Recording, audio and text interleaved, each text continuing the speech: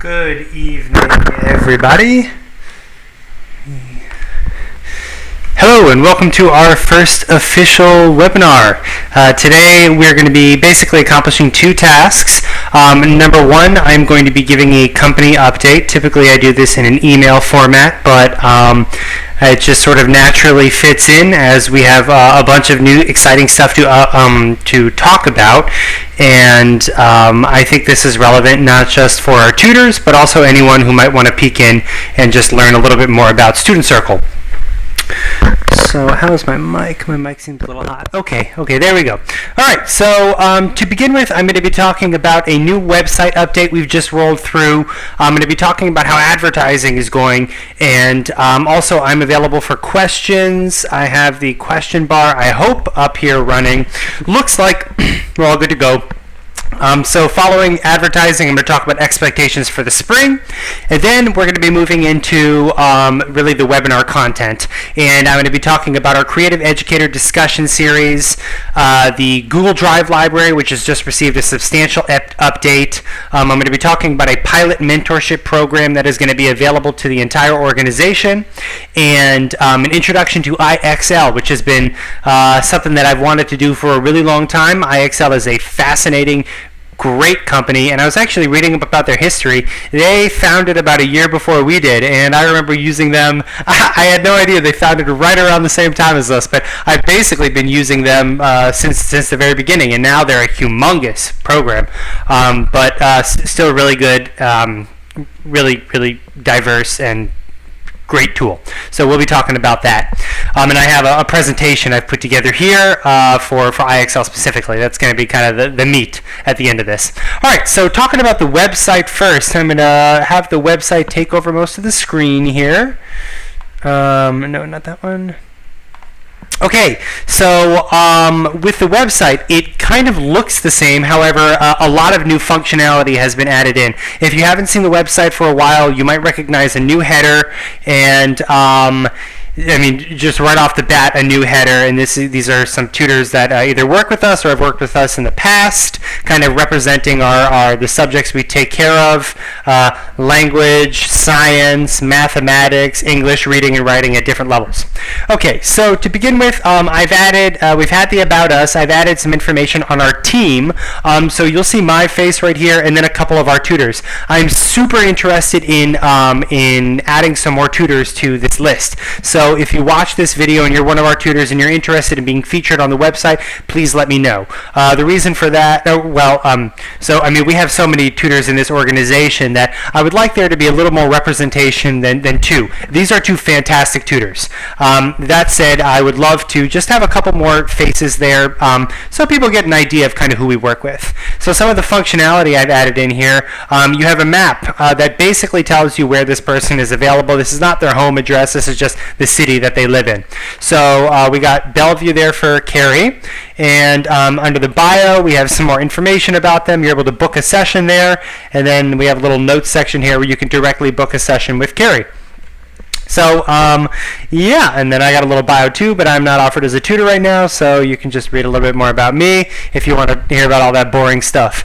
So that's the About Us discussion series. Yeah, so in the past we did a lot of book discussions, and I took this down for a while because we weren't doing book discussions right now, and we do have some recordings of the book discussions, but we weren't really actively doing anything. So now that I am running this webinar series, and right now we have this one and then another one in November, Digital Organization Basics for Kids, and I am looking for other participants to speak on the stream with me about Organization Basics for Kids. It's a super essential topic. A lot of if I show you how I organize myself, I got my little organization book right here. This is fine. This keeps me organized, but in a digital age when kids use these, I think the better idea is to work with them on their level and try to redesign these ideas from the ground up for their sake and for the progeny, for the future, for kids of the future. We're not, unless something, a meteor hits, we're not going back to this. It's going more towards this. So Digital Organization Basics for Kids, that'll be November 7th. So we got this page back up. Subjects. I've added a subject landing page for all of our most prominent subjects. So you can log in here. You'll see some profiles of our featured tutors. So I think this is going to be Carrie. Carrie or Hajime. Okay, yeah, it's Carrie loaded on my page over here. So you can read more about some of our tutors. And yeah, it just kind of gives you an introduction to our mastery of these subjects. And I tried to be pretty in-depth about what we can work with. I mean, with Japanese here, conversational Japanese, the beginner, intermediate, business, negotiation, Japanese reading, writing, basic, kyodo, well, okay, so we get pretty in-depth. Free consultation, I've added, the free consult, yes. So this is a more robust system for matching with tutors. We have two ways we can match you with tutors. We have our typical, what we've had since day one, the matching system, and I'll go to that next. And then we have this, I'm calling this quick sign consultation. So with the quick sign consultation, you're able to look at a map of locations that are highly trafficked for Student Circle tutors, and you can just sign up right off the bat for a consultation. And I schedule them 5 days out, and the reason for that is I want to get eyes on the request and make sure that it's appropriate for us. We do not do test prep, and I know a lot of people come to us and are like, hey, I need test prep and I need it now. I feel like there's going to be a draw for those that population to use this system. They don't have to talk to anyone, they can just sign up. But we don't do that. I like to take it slow. I like to do things the right way. I like to develop for our tutors to develop a personal relationship, and I want everyone to grow and thrive based on this relationship. That's what this whole company is about. So yeah, we have the quick sign up, and yeah, that's an option now. Match with a tutor. This has been standard since day one. This is just a contact form that's really in depth. I use this information to match with tutors. Also, we have added a pay through the website function. This has been necessary for a very long time. We finally have it.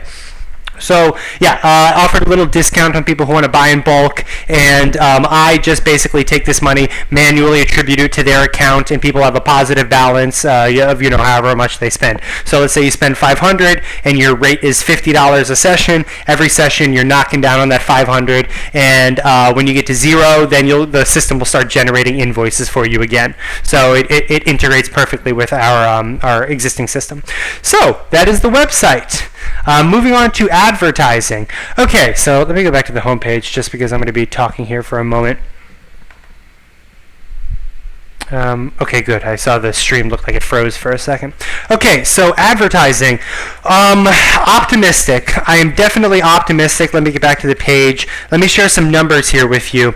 So I have 4 years of numbers here that I'm able to draw from. September 1 in 2016, we had 5 hours worked. The week of September 1, actually it was the week after Labor Day weekend. That's usually when people start joining on. So following Labor Day weekend, we had 5 hours worked in a week. The first week of October, we had in this 2016, we had 11 hours worked that week. December, we had 17 hours worked.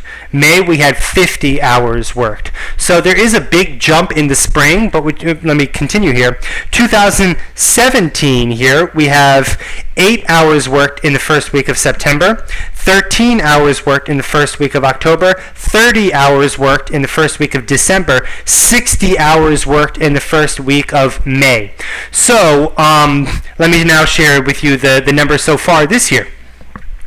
2019, 7 hours per week worked the first week of September, 20 hours worked per week the first week of October.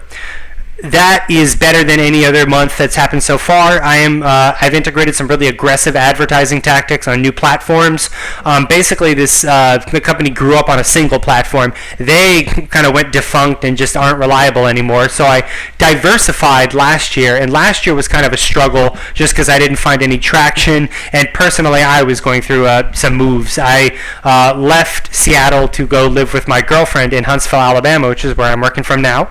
And in November of 2018, I walked the Camino de Santiago, which is 500 miles on foot across Spain. So obviously, I was not linking people up with tutors at that time. And really, I thought that 35 days away from the company wouldn't be so killer. But when I look back in retrospect, it really brought us to the brink. But now we've had 9 really strong months under our belt, and we are totally back, and things are going really well. So I'm optimistic that by so I will say it right here to the 5 viewers. If we hit 40 hours a week any week in December, I will come to Seattle and I will host a pizza party in Seattle, and I will host a pizza party in Portland as a thank you for our tutors. So there it is. The pizza party challenge is on for me to get you guys 40 hours a week. So let's move on beyond expectations for spring. I mean, that kind of, hopefully it goes really good. All right, so now moving on to the Creative Educator Discussion Series. Yeah, so I kind of touched on that earlier. Let me go back here. Let me talk about my vision for the Creative Educators Discussion Series. This is actually not scripted. This is something that's just in here. I think that video content is extremely powerful. I think that the people that we attract to this company, I look for non-traditional teachers. I look for people who excel in their own professional sphere and then have a great passion for education. I believe that through connection, kind of like having a village supporting you through things like the mentorship program and having the mentorship program, and then things like this where we discuss concepts in education. That's sort of where I want to push this. I want us to have more concepts in education going on in these discussions, because this can be an additional learning tool. And also, the more prominent this discussion series becomes, the more the public learns about us. At that point, the discussion series becomes far more valuable for everyone involved. Firstly, for the customer, let's get to the customer last. For Student Circle, people are getting eyes on our organization. For our existing tutors, should we find a subject that is interesting to you, it's a great chance for you to kind of tell the public who you are, and just for them to kind of get to know you. And indeed, that benefit translates to the public as well. If we begin to get people watching our videos, our tutors can speak on those subjects, and I've designed a curriculum on digital organization basics for kids. I have at least 2 other tutors in the company who've done the same. I think us 3 having like sort of a mastermind conversation, that's going to be gold for a lot of people. So that's kind of my idea here. It's sort of this video series can raise is water that raises all boats, I believe, something like the saying, something like that. So that's my thinking with the discussion series. I am running a pilot pretty much right now. I'm doing this, and let's see sort of what kind of resource this video can be for our tutors. I'm really glad to see us sitting at 5 concurrent viewers. I don't know if maybe my thing hasn't updated, but it seems like, it just went down to 4. Lost you. But okay, I want this to be useful to people. November is really going to be the next step up. I've been trying to learn how to use this program. Is the stream doing okay? It looks like... I'm worried. I see a lot of red there. Ooh, I hope this is coming through okay. I guess I'll know on the other side. That's another learning opportunity for me. All right, so yeah, November is going to be the real the video that's going to have multiple people. Okay, so that is what I'm thinking on the discussion series. Anything else I wanted to say? I would love for this to be a monthly thing. Oh yeah, and I want to get out of our tutors too. I want to connect with industry professionals. I would love to give people who are like CEOs of other companies or educators with creative approaches. I would love to give them a platform to have discussions that are relevant for our public. So we have a lot of potential to do something not regular here, but fantastic. And I think we're the right team to do it. Our tutor organization is a fertile ground for this wonderful, great tree of learning and Student Circle. Yes. All right. So moving on. Google Drive library. Okay. So I have added some new materials to the Google Drive library. This will be primarily helpful for our Japanese instructors. For English, reading and writing, well, actually, mostly math doesn't really have anything right now. And the reason for that is my feedback from my math tutors is that resources need to be flexible for mathematics. It's not really helpful sometimes to walk in with a pre-made worksheet. Math tutors often end up making the thing themselves because they don't have a tool that's flexible to create the kind of problems that their students need. Working on that. IXL is somewhat a solution, but it's not a perfect solution, just another tool. So, but for everyone else, you see we have a bunch of folders here, and all tutors have free access to this digital library.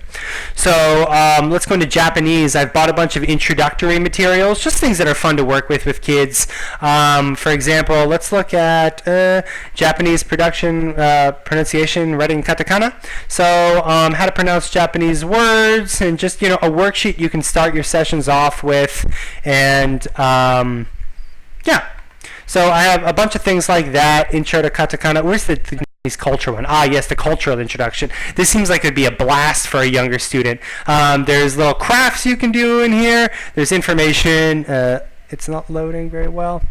Well, there's 42 pages of information. It's not loading. Probably because my stream is taking up so much bandwidth. Anyways, that is something you can check out another time. Okay, let's get into the mentorship pilot program. Let me briefly touch into English reading and writing because that's our organizational strength when it comes to. It's saying the video's not working well. Well, I'm already going, so I'm gonna keep going. English reading and writing. Yeah, we got a bunch of stuff in here. I put my own curriculum for Elements of Style and George Orwell. I put my own curriculum for writing style. We have a bunch of stories and essays. And then I just have some activities here, Pokemon, blank vocab, stuff that I worked on with my kids. Hopefully that's useful to some folks. Moving on, let's get to the mentorship pilot program. So I believe that mentorship, this is another program that has a whole lot of potential. Our approach, the way that I do hiring, necessitates that our youngest tutors are learning from our eldest tutors. Passion is not going to make for successful tutoring sessions. However, your passion will drive will drive you to learn, and it's going to drive your enthusiasm. So if I can get the right resources available to you for you to take that passion and learn enthusiastically, I do think that you're going to be a very successful tutor, and I think that you're actually going to be more successful than necessarily a teacher moonlighting. A teacher, not to get into the teachers' lives, but it's not always a passion thing when you're working with a student on the side of your work. The people that we work for are here because they love to teach. They want to give back. So, if you can give that person the tools, they're going to do a great job. So, mentorship program is an essential transfer of company culture values as well as very tangible strategies from the top to the bottom. So we have a list of subjects that our pilot mentors have agreed to be willing to tutor, to mentor, other tutors. So you can take a look at this list here. We have primarily mathematics. My math teachers were really excited about it. English teachers, we got some English in there. Unfortunately, I have no Japanese right now. If you're hearing this and you're looking for Japanese mentorship, just get in contact with me. I promise I will find a way to get somebody talking with you. I'll find you someone to shadow, or just get an email thread going, or maybe we could do a 3-way call. If you feel like you need some help as a Japanese mentor, or rather Japanese tutor getting started, let me know. I really want to help you, and this needs to be available to you, but it isn't right now. So, this tool is getting there. All right, so we have approach to tutoring mathematics, connecting with younger learners, integrating IXL into your sessions. That's me. How to organize a curriculum, balancing parent expectations and student needs, math enrichment, physics curriculum, math curriculum. Okay.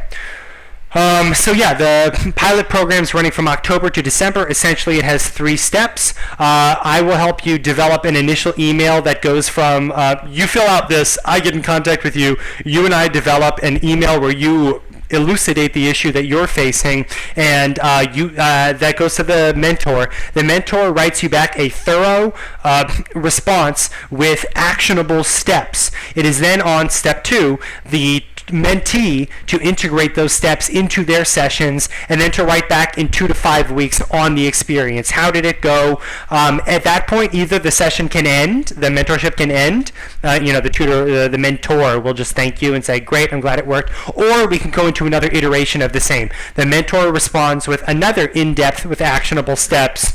That goes back and forth as much as it needs to. The mentee then integrates it, and then we come back to the mentor for a stage 3, where basically the mentee talks about how the implementation went, and thanks the mentor, just kind of closes up the issue. The mentor responds as is necessary. At that point, both of them split their own ways and write private feedback. The private feedback goes to me. This program is only running from October to December. I'm accepting applications immediately.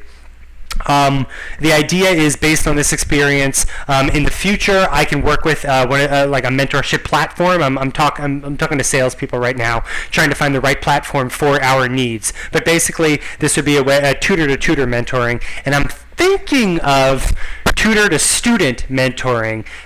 Get this. Student is working with a physics tutor. Student wants to be an artist. We have, 40 instructors in this. We have amazing folks. I've said this over and over. We have a diverse and successful group of professionals. So could you use another teacher specifically for the goal of mentorship? So you're working physics here. Can you then use a mentor elsewhere? I also think that the mentorship program could be a subscription-based service for anyone random who comes through who is not a current student, maybe a returning student, whatever, with some sort of nominal monthly fee for access to mentors. There are some issues I'm working out there. I have some great people who are giving me some feedback on how to design this program. I'm not sure if we're going to do the tutor to tutor. Don't know if it's going to be student to tutor mentorship available as well. Kind of a different thing. All right, so that's the mentorship program, and finally IXL. Whew, all right.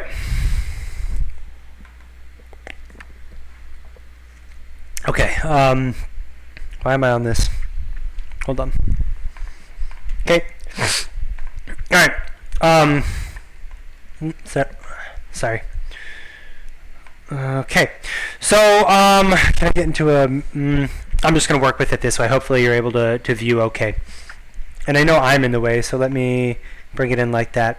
Okay, so what is IXL? As I said, I've been working with IXL since about 2014. November 2014 is when November 2014 is when I started tutoring in Seattle. I was tutoring before that. Don't know if I was using IXL before that. I don't even know how I found IXL.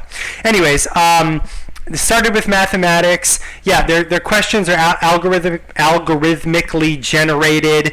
It's basically a practice module. As they say here, they have 3,700 distinct math topics. They are organized according to grade, and those grade modules are aligned with state expectations and learning. I think they have all 50 states. I know that they have Alabama, Portland, and Seattle, so that makes me think that they probably have them all. Because I started in Seattle, moved down to Portland, moved to Alabama, and I found they had Alabama too, so I think they got everything. All right, so beyond mathematics, they also have English language, and basically it is a practice module used by 7 million students and over 400,000 teachers, as well as by home. Yeah, so a lot of their stuff is for how to use it in the classroom, because that's where the money is. We're not talking about the classroom. We're talking about one-on-one. So I'm giving you slightly different guidance here. Next, Common Core alignment. Yeah, so I mentioned that earlier. Basically, Common Core state standards are a publicly available document.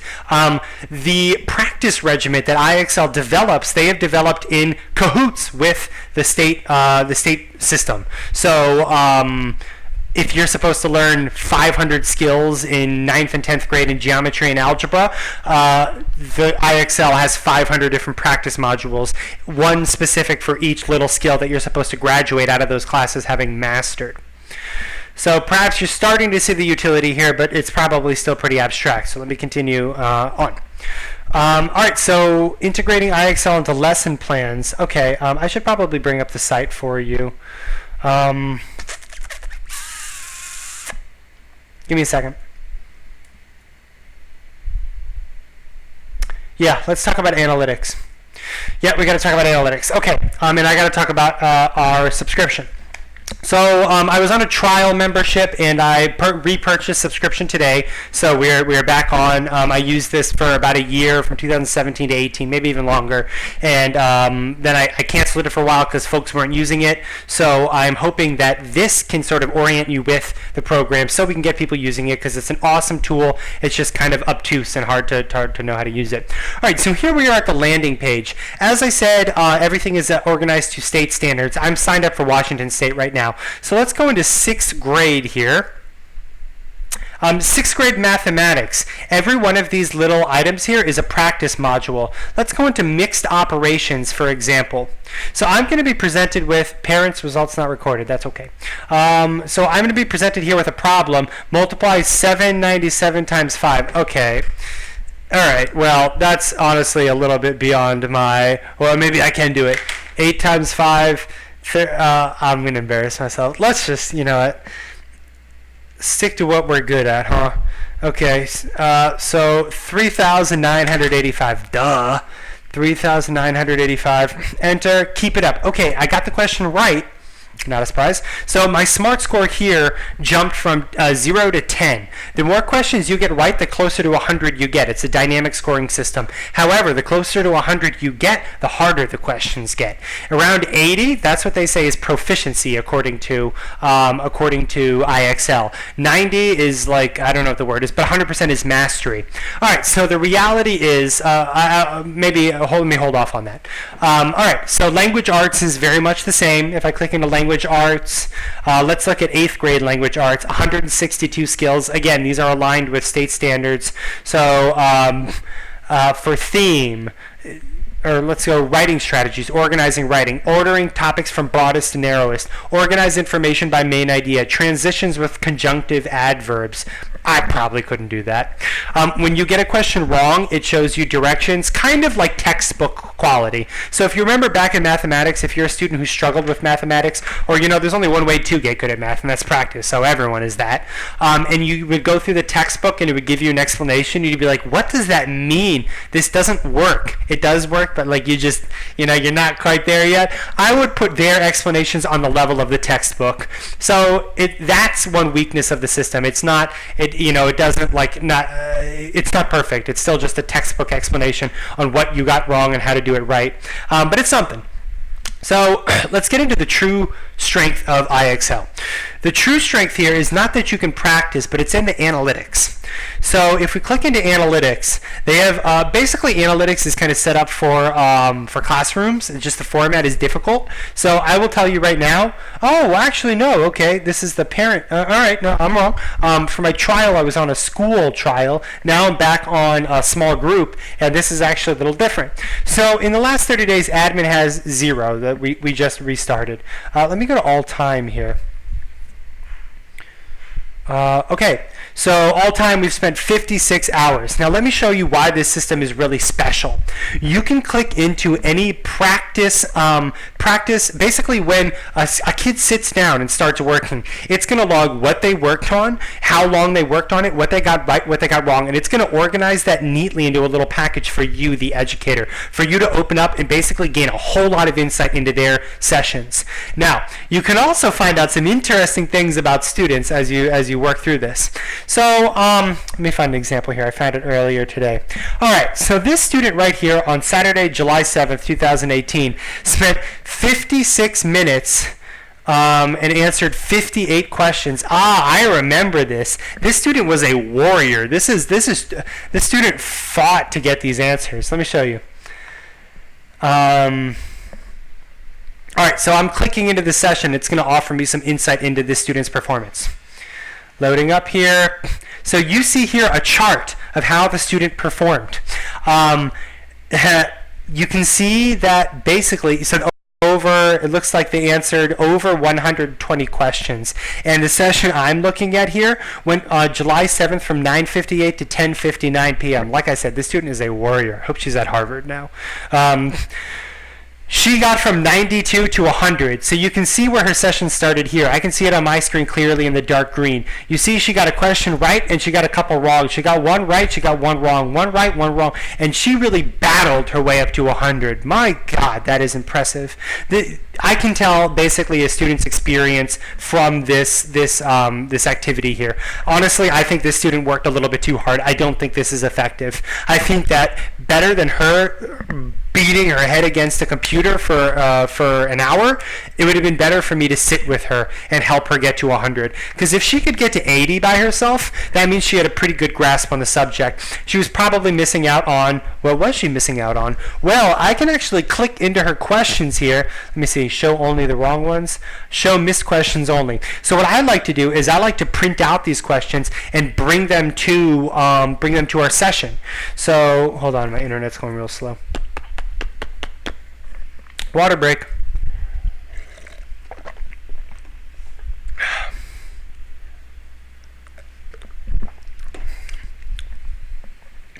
Hopefully I'm not still frozen here.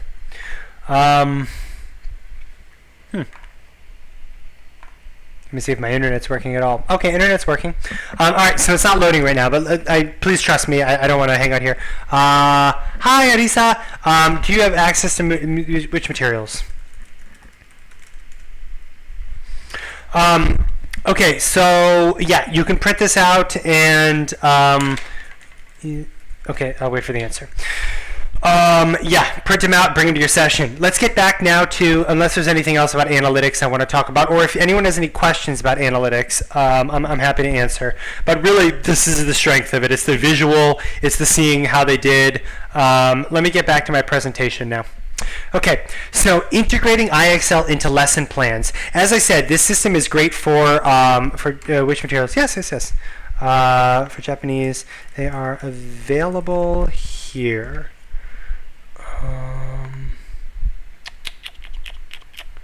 Where's that link? I think you mean these materials.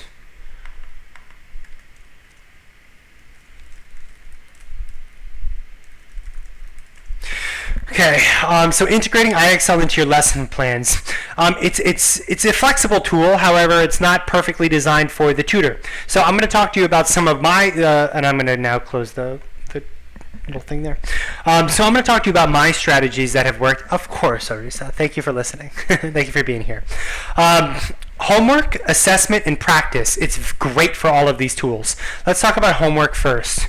So homework, you need to give them login details and basically instruct them on how to get to the practice module. That's one thing where it's kind of, we don't have a great system of doing it. But basically you have to share the login credentials with them, which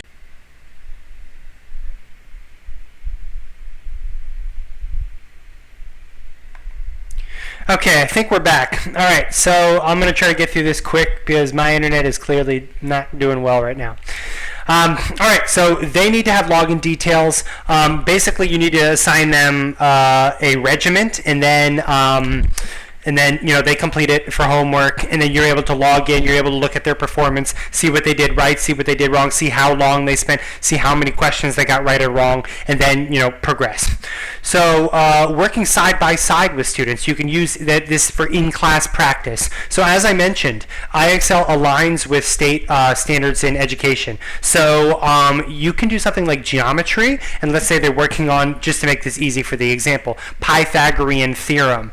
If they need more examples for Pythagorean theorem, you can pull up IXL and you can go work through Pythag with them right there. And also you can kind of see where their level of mastery is at. Let's say you want to do 20 minutes of work on Pythag. You know, you can decide how hands-on or hands-off you want to be and see how high they can get to go before they start to struggle. It's a very diverse and useful practice tool. But I personally, I don't really use it for practice because I'm not a math tutor, so math is a little bit different. But I'm a reading and writing tutor, and a lot of that is requires, you know, them to sit down and think. So I'll often print out the missed questions and then present them there and like be as like maybe a little bit hands-on and kind of try to prompt their memory and help them struggle through the questions to get them right there. And then usually I have them finish the module for homework. So yeah. Also, IXL has a great app on iPad and a great app on, I'm pretty sure that they have Android now. I've only used the iPad one. I'm not a big iPad guy, so I mean, I brought it to sessions, and the kids love it. The kids do like it. Give them the iPad, give them the IXL, and they dig it. But yeah, so just let you know that is a tool, and it really is a fantastic app. They spared no expense. It's even better than the website, I'd say. I'm just not really a iPad guy, but the kids love it, so if you got one, think about it. All right, testing with IXL. Yeah, so I suggest that you develop a tiered approach with concrete goals. Helps to integrate your other curriculum. Yes, okay. So with IXL, you need to have very concrete goals if you're going to be working with a student. You can kind of, in the beginning, you need to get some information from the parent and the student on where they're struggling. It might be a good idea for you to even bring some like show them IXL and talk with them about IXL, something like that, because you need enough information to be able to go into IXL and figure out what to actually have them work on. You'll never have them finish an entire 8th grade geometry, all those skills. It'll take way too much time. Not efficient, horrible. Don't do that. You need to do it more specifically and surgically. That's a good word. So you need to understand where their weaknesses are, and then you can kind of test a little bit with IXL. So let me show you an actually, I think I have a lesson plan. I'll pull up a lesson plan in a second. So let me just pull it up now. No, okay, let me just get the second sentence here and then I'll pull up the lesson plan. So integrate with your other curriculum, which should be classroom, support, or enrichment in nature. So enrichment tutoring is where, you're welcome. So enrichment tutoring is where they have goals that are beyond what they're learning in the classroom, or they're homeschooled, something like that. Classroom support is where class structure exists and they're looking for additional help. In either case, IXL is useful. I personally have more experience with the enrichment portion. However, I have used it in geometry once as well, and that was really good. So that's how I know about the struggle with the textbook definitions. So let's get into IXL lesson plans. That's what I say.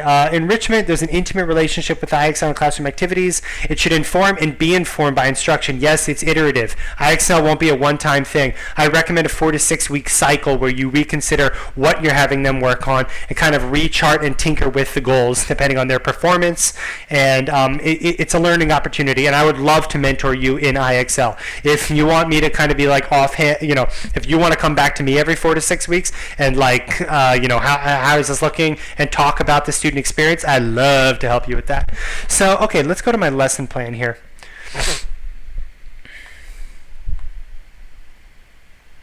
So again, this is in the Google Drive. This is something that is available to everyone.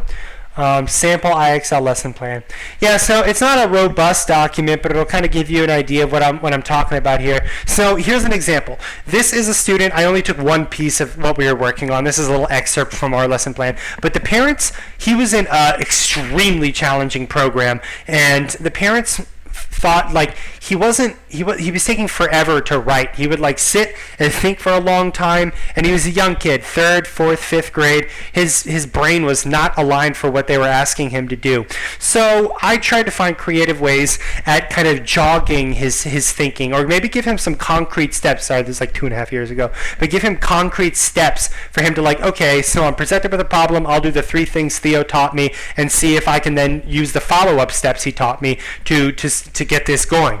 So for drill writing, we were drilling, writing assignments. Here's some things that I came up with to help him. Choose evidence to support a claim. If he's working on a short answer question where they, give him, a paragraph and then he has to write something, I think practicing with evidence supporting a claim is a really good small little skill for him to work on.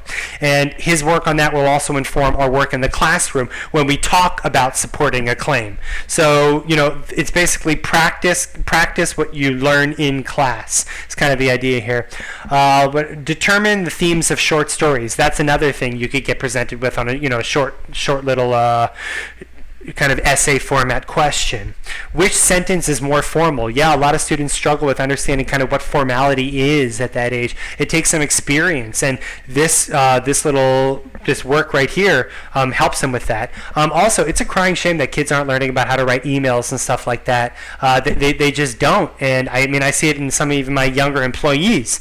But they can send emojis, and so can I. So we find some common ground. But anyways, formality is something that kids are just flummoxed by. So there's ways to poke at a student's skill set and build them up through individualized IXL instruction. What I would recommend in something like this is I would send my student home with an assignment of 3 of these. So for example, I know that anything P, the P section were really hard.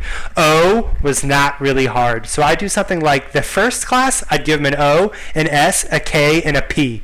And I'd say, how'd it go? I'd look at the report and see how it go. He'd say, oh my God, P was horrible. O, he finished in 5 minutes. So I say, okay, I give him a couple O's. P is something that maybe I should reserve for, like, maybe he would only do one P in 1 week. So give him 2 O's. The S and K were about the same. And you can start to organize your instruction. So that's why assessment, that's how you can kind of do assessment. Figure out where they're struggling. Talk to them. Talk to the parent. Look at IXL. Think about where the matchups are, and then give them an assessment. It can be like 2 hours at home. It can be like 1 hour, over once a week for 4 weeks. However you want to do the assessment. Talk to the parent. Do what makes sense for you.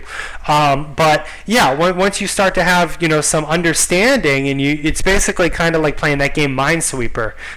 So the more you have filled out, at that point you can figure out the whole map. So that's kind of my strategy with IXL, and that's been my experience, and that's basically everything I wanted to talk about today. So yeah, I mean, 3 people seem to have stuck with this webinar the whole way through. I hope that this was really useful for you. Again, I told you what my plans are here. I want to keep this going, and yeah, thank you very much. Have a great evening.